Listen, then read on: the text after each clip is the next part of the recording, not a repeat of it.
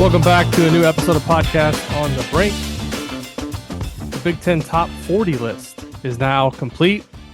And to help me break it down, discuss the process that we went through and some of the rankings for this year's list, Dylan Burkhardt of UMHoops is back on Podcast on the Brink. How you doing, Dylan? I'm doing well. It's always good to be on the pod. Good time of year. It feels like basketball's around the corner, probably more so for Indiana fans. Not as much of a football place there, but I guess new era there, so we'll see. But we're like 70 days out from the season. It's gonna be here before we know it. Yeah, we're seeing things like dates for Big Ten Media Day coming through in the email, and before you know it, we'll be to the unofficial, official Big Ten preseason media poll. And I think the list is something we've done now, probably at least a decade now, or going on a decade, as kind of an exercise for both of us to get familiar with the players in the league in the preseason, even maybe more so this year with the addition of 4 new teams.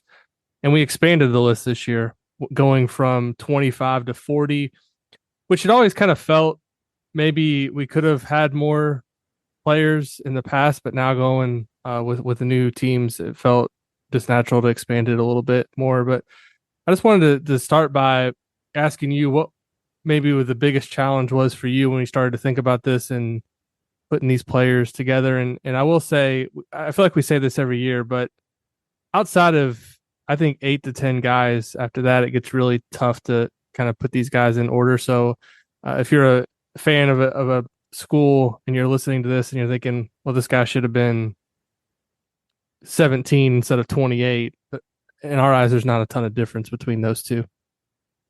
Yeah, this year was really interesting with the expanded league because going to 40 at first it kind of feels like you're giving out participation trophies almost, right? Like everyone is a top 40 player. That doesn't even sound that impressive.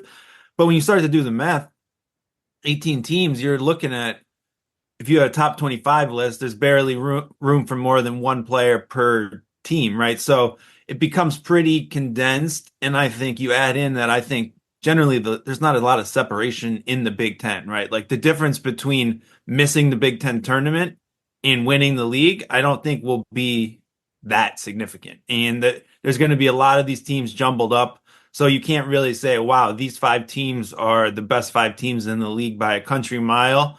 So their best players are obviously going to be the best players, right? Like the difference between UCLA and Michigan State, I don't think we can really predict right now. And when you look at the postseason list, the best player on each of those teams is probably going to be viewed very differently based on which one of those teams is better. And you can basically go down that list throughout the whole league. And so you end up with like the second best player on a team that might finish 3rd or might finish 13th.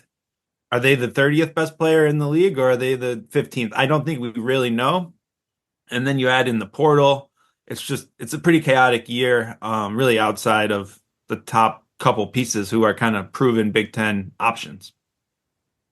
Yeah, for me, UCLA was really tough because they've got, I feel like, a lot of different players who could play significant roles. They were a team last year that was obviously a disappointment, but they had talent, and we know they have a coach that can mold them into a winning team. I mean, Mick Cronin's proven over his tenure at UCLA up to last year that he's always produced really good teams.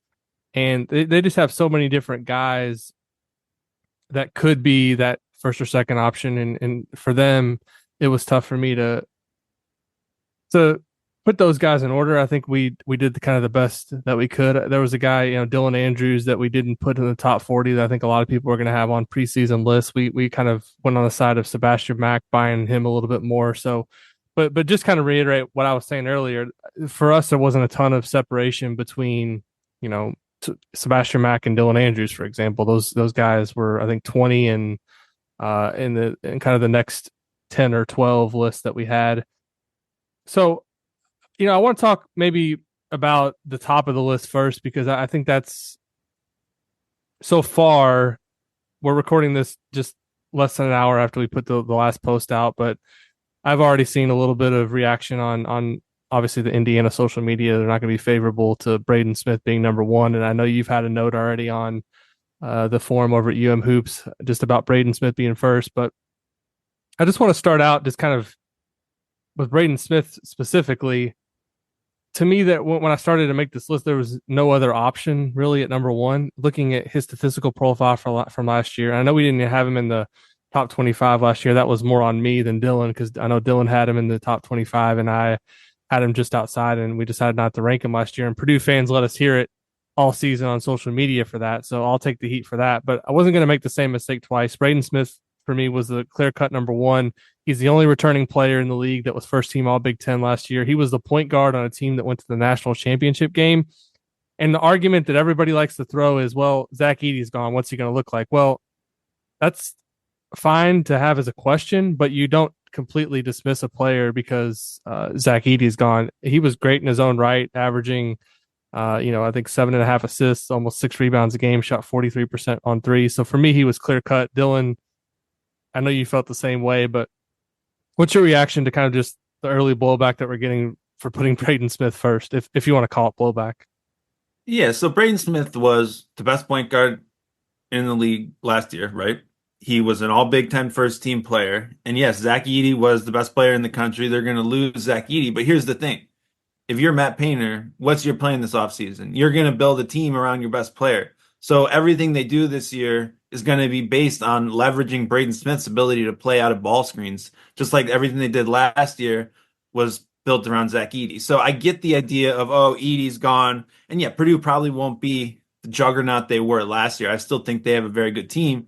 But Braden Smith is going to have an awesome year. This guy's one of the best ball screen players in the country. I think he was in the 100th percentile in pick and roll volume last year. He's going to get even more volume this year, you would think. He makes shots at different levels. He's a great creator. Like, he's a very good player. I would say he's the best point guard in the league. And I don't really see much room to, like, I don't think that you can just say, oh, well, what he did last year was just purely a product of Zach Edey. This is a kid who started for 2 years, won a lot of games.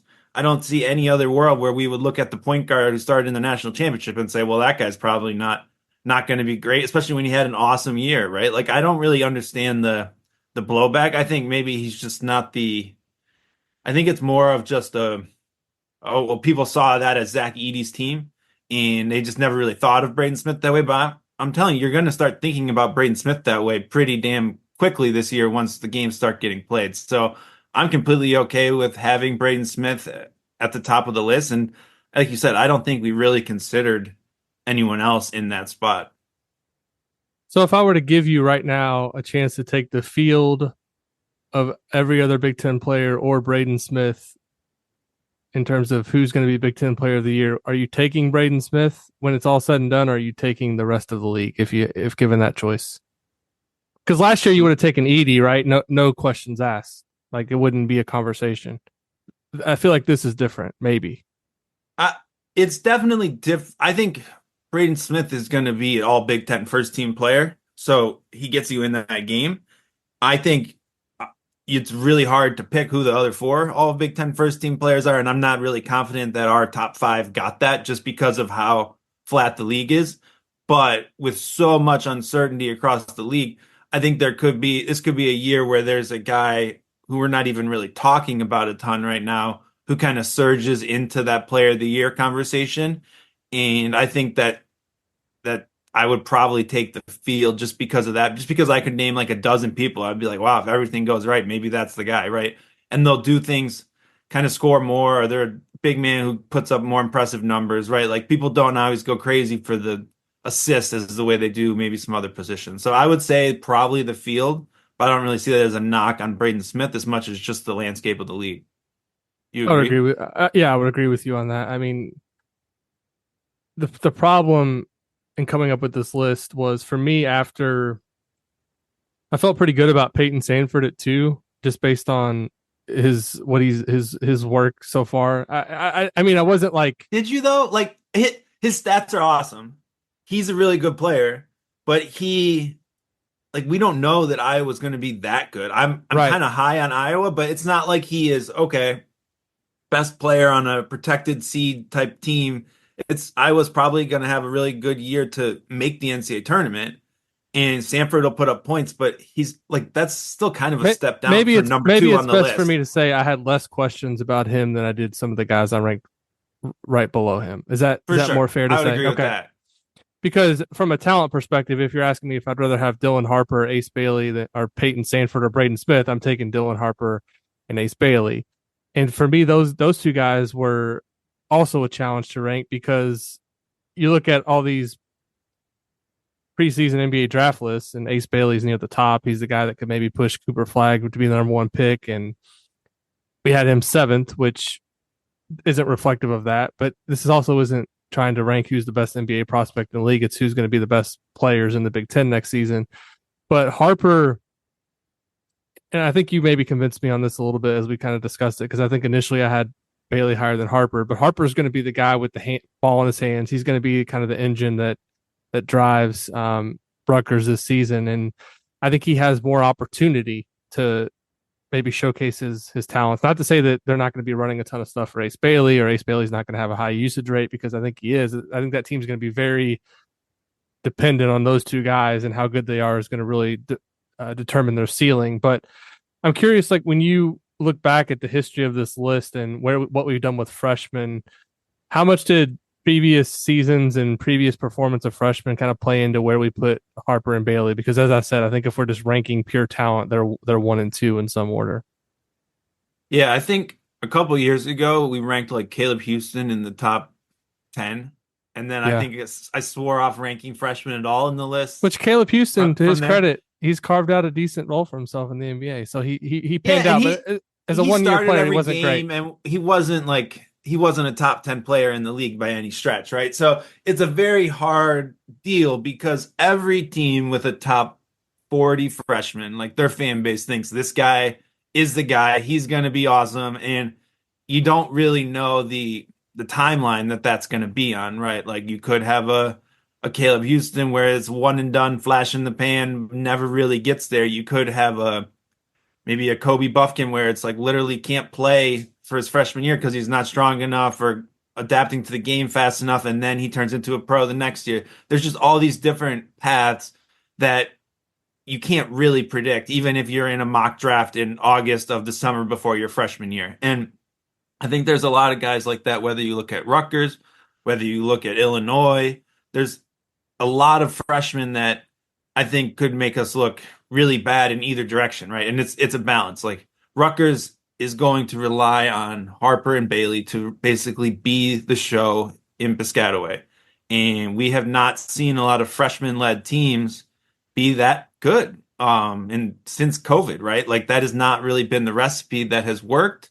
I think there's a real chance it works. I think we know for both of those guys that, like you say, they're going to be the guys running everything. Like they're going to be the high usage guys. Like it's basically been 2 years in the making. I feel like it's all just been setting up for this. And so there's a lot of hype and anticipation around that, but I still think there's questions about how it plays out. I think we're pretty high on them where we have them, and they could easily surpass that, right? But is that going to like personally, I'm fascinated by the Rutgers experiment in general because it's just kind of the opposite of what we've come to expect from Rutgers basketball under Steve Peichel. And what does that look like and how it all plays out? And just the sheer weight of expectations that they're facing as a program now when you have these two crown jewels of a recruiting class. And it's like, okay, now we're supposed to be that team. And are they going to be fun to watch instead of Rutgers? Like, I don't know. I'm fascinated by it. I think it's going to be exciting.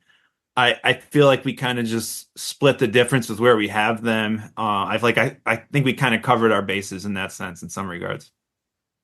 Yeah. The other thing that kind of stands out for me looking at the top 7, because it's still number 8 before we get a big guy in there. After years of the Big Ten being kind of league dominated by bigs, Zach Edey, Trace Jackson Davis, Hunter Dickinson, there's been a lot of elite bigs in the Big Ten. This year we make it all the way down to 8 before we put a big man. Is that just kind of a function of how strong this point guard group is in the Big Ten in your eyes, or is the post play the down from? Obviously it's going to be down somewhat because you're losing the 2-time National Player of the Year in Zach Edey, but overall, it just doesn't feel like the front courts maybe overall are as strong in the Big Ten as we've seen in previous years.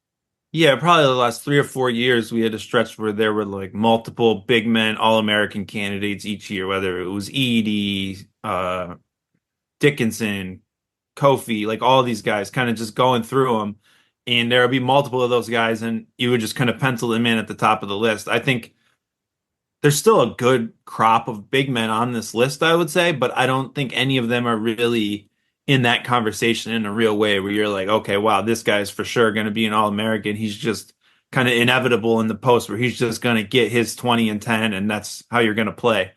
Um, the point guards, though, I also feel like it's more of a sign of we're kind of doing a lot of projection, right? Like I don't know that these are some of the best point guards in the entire country. I think I'm excited about that group, but is the Big Ten suddenly going to be this guards league? I don't really know. And if you look kind of at the entire top 20, it's almost all point guards or bigs. Like there's not a lot of in between wings other than a couple guys. So it's kind of a weird mix of talent. And it'll be interesting to see how it plays out. Jackson Shelstead was the guy that we have in the top five. I think a lot of people are obviously listening to this podcast aren't going to be as familiar with him coming from, uh, playing in the Pac-12, and now he's going to be in the Big Ten. We had him, I think, probably him and Miles Rice. We had 4 and 5. I think there's going to be some people that say, why were those two in the top five? But I think there was arguments for each of them to kind of be as high as they were. In Rice's case, averaged close to 15 points last year and took a team to the NCAA tournament for the first time in 16 years. Was one of the better guards in the country in terms of finishing at the rim. And Shelstad was a terrific last year as a freshman at Oregon. What do you like about those two guys and kind of their potential to make an impact on their respective teams this year? I love Jackson Shelstad. Michigan played out there last year. He was awesome. He missed some time early in the year, but then was really terrific. And it's really hard to be an awesome starting point guard for an NCAA tournament caliber team as a true freshman. And he was the real deal. He has all sorts of ties to Peyton Pritchard. Like you can obviously kind of envision him being one of those kind of 4-year Oregon starting point guards who is just pretty awesome. And I think he's only going to get better exponentially. He would be probably one of my like under the radar picks to win Big Ten Player of the Year. I'm high on Oregon's roster. I'm high on Shelstad. He just, if that all clicks together, I think he can have just an awesome year.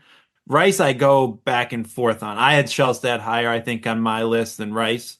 And for Rice, if you watch his best moments, like he's awesome, but he did have some kind of consistency problems. I don't know how much I trust the shot. And then I just don't really know how Indiana's going to all play out and whether he'll be kind of getting that usage, playmaking opportunities all the time to put him at the top of like kind of top five in the league. So I think he has more of a wider range of outcomes, but a really good player that I think is pretty easily in this kind of top 10 group. Another team that we had, I think, maybe not, I want to say a challenge, but maybe was more difficult just because of the sheer amount of roster turnover was Illinois, because I think a lot of people have them. I picked them, I think. So obviously, I did my offseason power rankings, which are probably going to change a little bit before I actually submit my ballot in early October. But, Illinois, I think probably going to be a top five pick in the Big Ten, but they didn't have a player appear on the list until, let me see, 15. So, what, in your eyes, Illinois, what do you kind of make of them as maybe a team at this point, and just in terms of trying to figure out who their go-to guys? Kylan Boswell was another guy that we had ranked, and I think we had a couple of guys mention Ben Humrickhouse. I think that's how it's pronounced. Had him, I think, lower on the list, and Will Riley maybe mentioned as another guy that was in consideration. But for me, they were, I don't want to say similar to UCLA because I was obviously a little bit more familiar with Illinois just from their style of play and watching Brad Underwood and what he does with teams. But just in terms of the personnel, they were a little bit tricky to figure out when coming together with this. Yeah, Kasparis, like he might be the best guard in the league. I have a hard time trusting Euro guys as freshmen. Like I know he was awesome in the ANGT. I know that he is regarded as a lottery pick. Like I see the upside, the fit, the potential. But all of these guys who are awesome, and I think it's important to point out, like that's a youth tournament. Like he wasn't playing uh like full Would it be professional comparable to basketball with EYBL? Barcelona. I mean, the one tournament I watched some of the games in, an overtime elite team went over. So basically high school kids, and they were like 1-2. I think they won a game, lost two games, and they were like competitive. So it's not like he was playing against kids for the most part, not grown-ups. And sometimes you see Euro guys come over that were playing against grown-ups, right? Like Franz Wagner, he was getting minutes with the professional team. And even him, it took a year to adjust, and then he was awesome. Like a lot of these Euro guys need a year to figure out how college basketball works, where they fit in college basketball, to adjust to the style of play, and then they kind of click into place as a sophomore.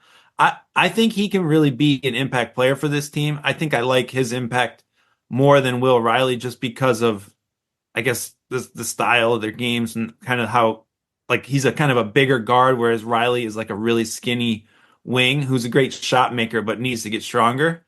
But the thing with Illinois is it's just hard to see how all the pieces end up fitting together. And I think they're there, but I don't think you can say this guy is definitely the best player on that roster. And that makes it really hard to rank players when you have what, like eight new players who are all coming in from different places and are all probably going to play like 20 to 30 minutes a game, where it's a big change from like, okay, Terrence Shannon Jr. and Coleman Hawkins, pencil them in because we know what they're going to do and everything else fits around them. The fit could be any number of different things when you look at this Illinois team right now. Another team that maybe wasn't as represented, I guess, as highly on the list as some people may have thought, Michigan State with Jaden Akins. I think Akins and Fiddler were the two that we had in there, and Booker. But they were all They're all outside the top 25. right. They're 27 to 40, and I don't think we had any Michigan State player kind of in our next list. So that maybe Fears, is that Yeah. sound? Yeah, Jeremy Fears. So Michigan State, how do you, with Jaden Akins in particular, I feel like we maybe bet on him the last couple of years and got burned, and now are kind of taking more of the wait and see approach. Is that kind of how you arrived at your thinking on him going into the ranking? Yeah, MSU is fascinating because they you don't really know how the pieces are going to work. And I think a lot of times when you have three guys in the 20s, most likely one of those guys is going to be in the teens, one of those guys is going to fall out, and one of those guys will be about right where they are, right? So sometimes when we do this kind of ranking by averages, you kind of end up with an impossible situation, right? Like you could even like Michigan's players are kind of like that, where they're kind of bunched, and you really one of those guys is going to step up, one will fall back, one will be kind of that number two. I I don't think we know when you look at Michigan State who that alpha is going to be. Jaden Akins is sort of this, like I've always loved his talent since he was a high school player, but he hasn't really grown into that playmaking guard role that you would kind of think about for the next step. And obviously there was a reason because Tyson Walker and AJ Hoggard were there. Does he play into that role, or does it become a team that Jeremy Fears runs?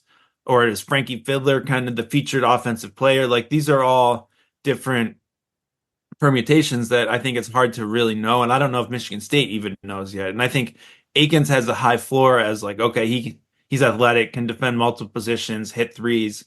The question is, can he improve his ball skills and become a guy who is kind of that initiator, creator for Michigan State? Or is that something that kind of falls into the point guard role, something that falls into other spots? So that's a hard team to sort out. And then Xavier Booker, I don't know. I feel like we ranked him to cover our ass, but I don't really trust that it's going to be this kind of breakout year. But he obviously has the talent if he can put it together. Like what's your read on Xavier Booker? Is he going to be like is that going to be a breakthrough? I mean, I feel like it. If Michigan State's going to be good, it better be a breakout because I don't really believe in any of their other options in the front court. And so that's kind of where I from watching him last year, I didn't feel like he was ready at all to contribute Hmm. right away. He had moments. I feel like his ranking was all based on some like camps and different things where he was evaluated where he was like really good in flashes, but as a high school player, it wasn't like he was ever dominant or he was always a potential guy. So I think the talent's there, but then I actually one of the few games I went to last year was Michigan State at Indiana, and he started that game, and Khalil Ware just completely embarrassed him for like 5 or 6 minutes, and I think he went to the bench and never came back in. And I was like thinking to myself, this guy was the top five player in the country coming into the season, and he can't even stay on the court for a Michigan State team that was solid but not great last year. So I think But the go ahead. to be fair, that was probably where the year before, right? Right, exactly. And So I think that's he, kind of our thinking of why we rank him, right? I mean, because we're betting on this jump, potential jump. hmm it'll just be interesting. Like he's the skinny guy who doesn't really defend a lot and loves to hang on the perimeter and shoot threes. Like that's just not the Izzo mold. But at the same time, you feel like Izzo will be dying to turn him into something just because he'll be the ultimate example of not transferring and sticking it out. So we'll have to see how it plays out. I mean, Aaron Bradshaw is kind of in the same spot in terms of like talent profile coming out of high school. He was a guy that people thought was going to go to Kentucky and be a one and done, and he was hurt, obviously, starting out last year. Never really found any consistency, and then leaves Kentucky when Calipari opts to leave. Now he's at Ohio State. He's a guy we kind of listed as maybe could come back to bite us if we didn't rank him. He kind of fits that profile. Wasn't there also another Ohio State transfer that they got in? Sean Stewart was a Sean top Stewart is a 25 player. former, yeah, All-American. Kwame Evans at Oregon, I think, Oregon. was a very highly regarded recruit. Eric Daly Jr. at UCLA was an All-American. He transferred from Oklahoma State. So there are quite a few kind of McDonald's All-Americans kind of hovering in the under in the weeds, right? Like those are the kind of guys you would look and say like, wow, if they put it all together, that could be a really big deal. So I do think that's a good shout because I that group of players, you would say like one of them making an all Big Ten team wouldn't be surprising at all, even though they're not really guys that we're thinking about ranking at that point right now. And the other guy that we didn't rank that, of course, a couple of Maryland fans pointed this out because obviously we didn't rank him because he didn't go to Indiana and he went to Maryland. So I was upset about this, which Dylan can confirm that had nothing to do with it because I don't even think Dylan ranked him either. Derek Queen, which we just don't know what that's going to look like between him and Julian Reese, right? So it could be, it could work out perfectly, but what's the fit like with those two together? And it's also more of a question of does Kevin Willard figure it out because last year was a complete disaster. But Queen's another one that is a McDonald's All American, fits kind of the profile of a guy who should be an impact player, but he was another one that was kind of hard to figure out what to do with. Yeah, the two big thing I have a really hard time with there because neither guy like Queen's not known for shooting and volume or like floor stretching the floor, right? He's more of No, a and five from what I he's a understand. below the rim player too. So the Reese Queen fit I don't love. We know that like Deshaun, like I will say Deshaun Harris Smith, I think you can look at as a guy who will be significantly improved this year. I understand how terrible he was last year, but to play through that many reps as a freshman with his level of talent, I think there's a world where he improves a bit. But either way, that's three guys you're starting who like can't shoot. And I don't love that fit. And I think that eventually you have to figure something else out in that sense because they were just so killed by shooting. And Selton Miguel, Jacoby Gillespie, those guys can shoot, but is that enough to carry the whole team? So for me, Queen is more of a fit thing. And I think it's one of those deals where if Queen is awesome, Reese probably kind of has a fall off, right? And if Reese is awesome, Queen can't really get there. So I think they kind of take away from each other as far as who can get the most opportunities because I just don't really love that fit together. But to be fair, and I've said this, feel like talking about Michigan quite a bit, like there are a bunch of teams that are going to try to play two bigs in the Big Ten. So we look and say all these two big lineups can never work, but sometimes maybe they would based on everyone else trying to cobble together the same thing, right? So that's the one kind of X factor in all of these. Well, terrible spacing. Well, it might just be that the Big Ten doesn't have elite big men at the top. They just play all the big men with point guards. So we'll see. Yeah. The other thing about Maryland was it wasn't like we didn't rank some Maryland guys. We had Miguel, we had Gillespie, we had Julian Reese, and they were coming off, as I said, a very disappointing season. So there's potential there. I think they got some talent, chance to bounce back. So I'm going to ask you to go out on a limb here a little bit. Of the guys maybe that weren't in the top 25, but we had somewhere on the list or kind of in the others considered. So this would kind of be falling into the Braden Smith category of last year. Who of those in your mind has a chance to be like an all Big Ten first team, second team type player? So outside the top 25, Five. I'm going to hit you with. So I'm going to say most likely someone from that group will be a transfer. I would look at Danny Wolf, Frankie Fiddler, the USC guy, St. Thomas or Desmond Claude. Those are the kind of group I may be down even to like Eric Daly or Aaron Bradshaw, like we talked about before. I think that's the kind of group where you'll have a transfer come in with pedigree, with huge opportunity, who ends up being really, really good. I think like Danny Wolf has a chance to be, I would say, Michigan's best player if everything falls right. I think there's an opportunity there for him to have a really, really important role, and I would look at that as an option.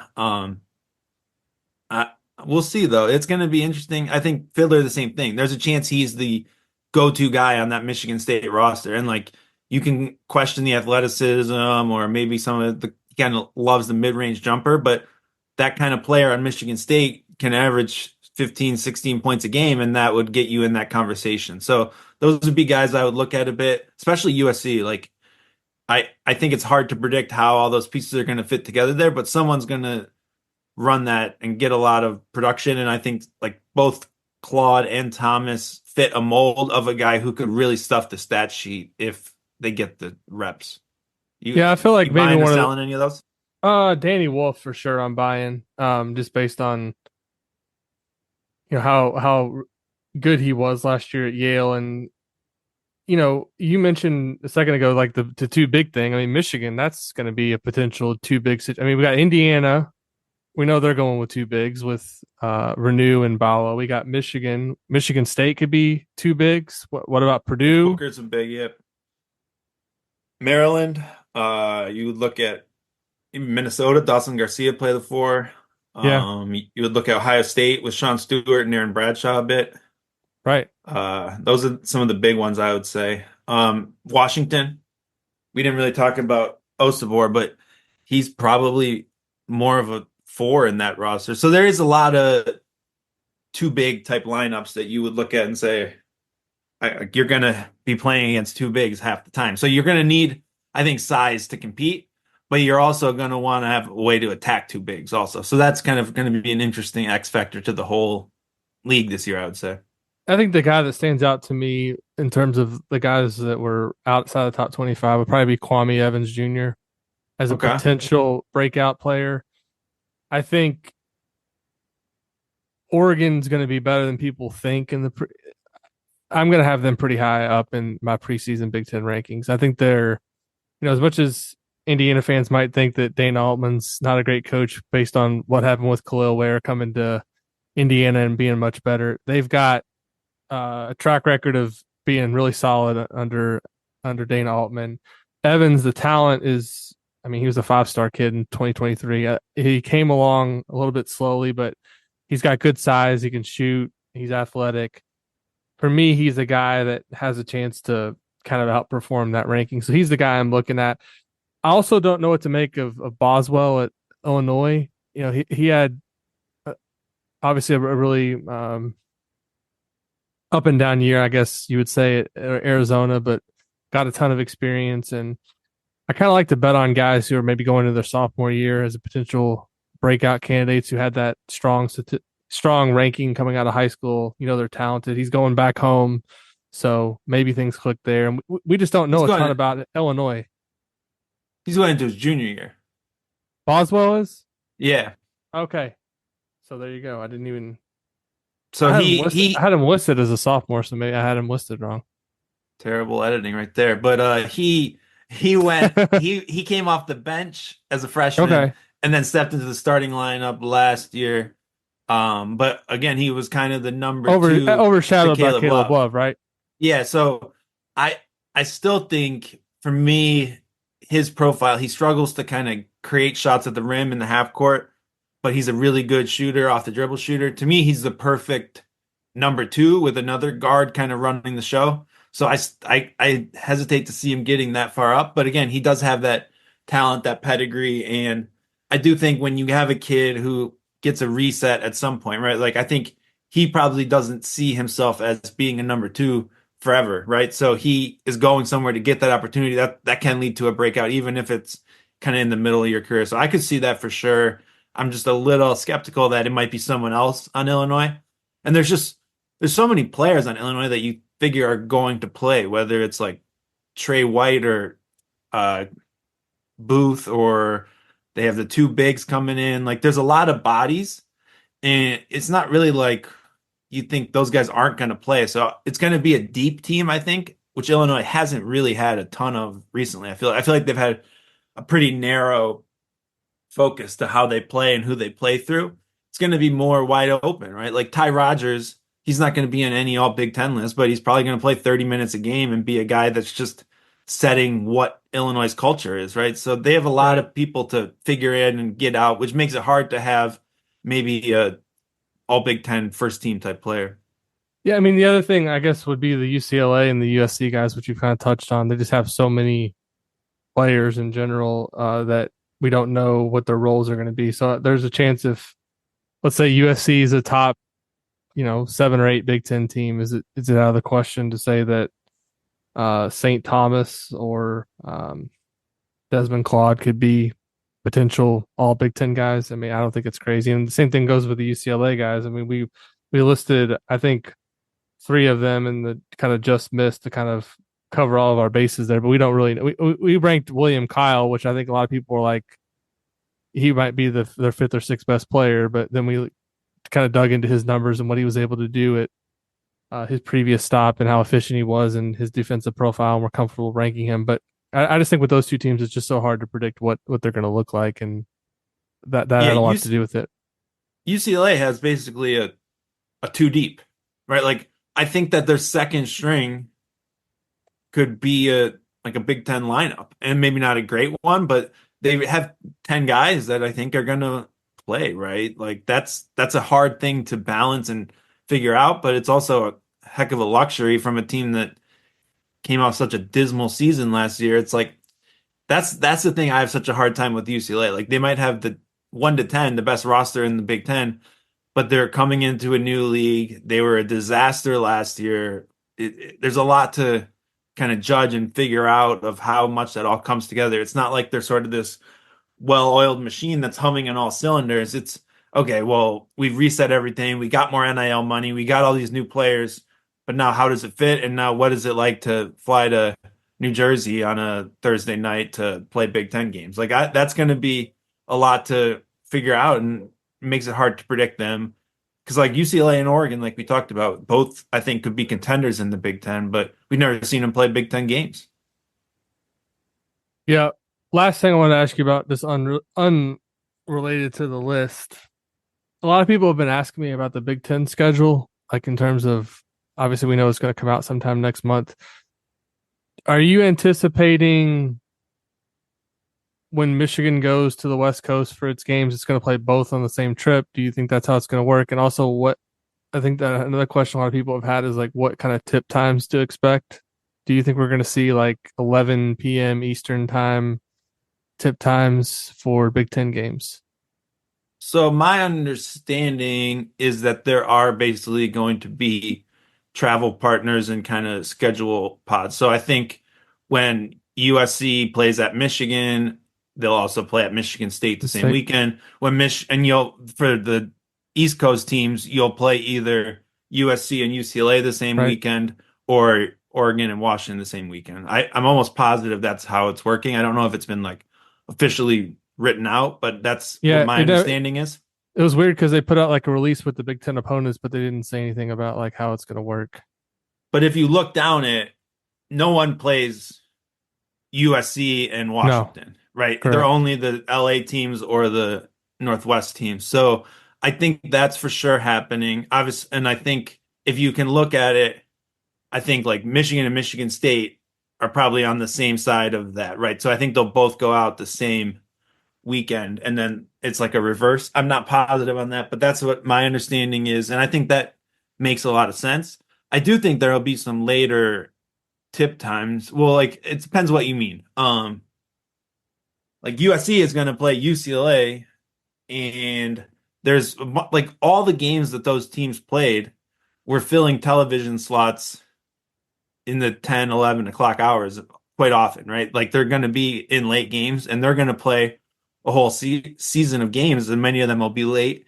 Like when Michigan or Indiana goes out there, will it be late? I don't know about how that'll play out, but there's going to have to be some games that aren't at 7 or 9 o'clock, I would think. And I think people are going to have to, I don't know, drink a lot of coffee those days because those are going to be some late nights. Because a lot of times, like I'm writing post games and stuff, and there's Pac-12 basketball on, right? Like that's what's on late night. So those games are going to happen, right? They're not just going to Yeah, stuff them all in the same TV slot.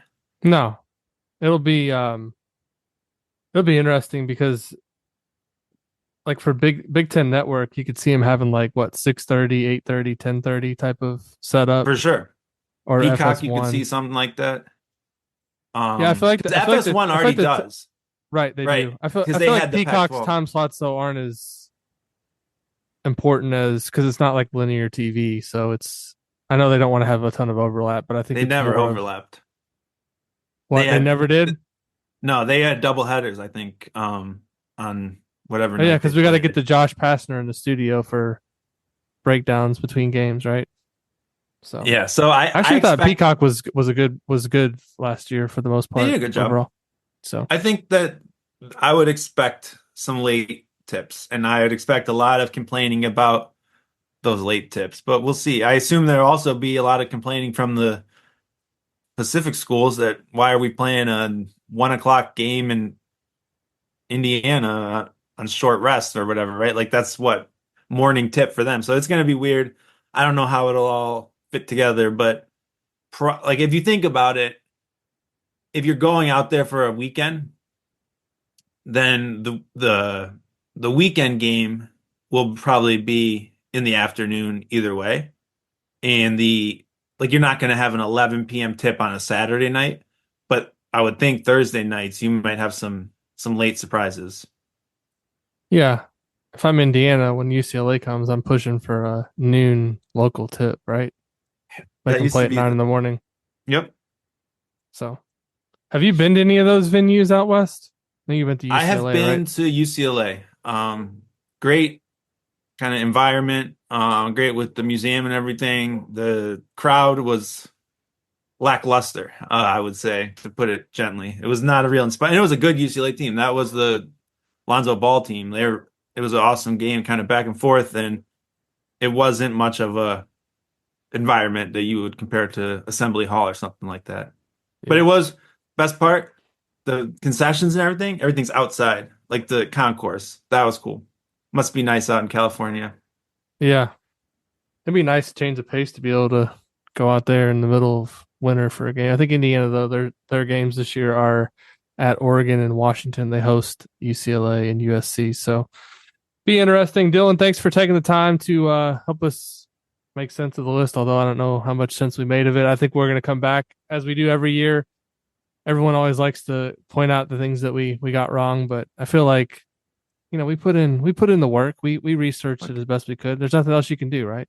if you list everyone, we can't have any major omissions, We right? should Like, have will done a this top be, 150. yeah, rank everyone. Top, top best player, top second best player. Just put everyone on the list. But no, hopefully we don't have any major misses this year. I do think making the list is getting harder and harder with the portal, the bigger league, everything else, right? There's just not a Should be lot of easier next returning year though without players. the COVID year, right? Let's hope. Who knows what'll come up next in transfer portal era. Yeah. All right, Dylan. Thanks again. You can check out his work at umhoops.com. I suggest that you subscribe over there, even if you're not a Michigan fan, because once the season starts, he does a ton of analysis and different, has a lot of different analytics that you're not going to really read about anywhere else. Terrific stuff. And make sure to check that out. Dylan, once again, thanks for coming on the show. Thanks, everybody, as always, for listening.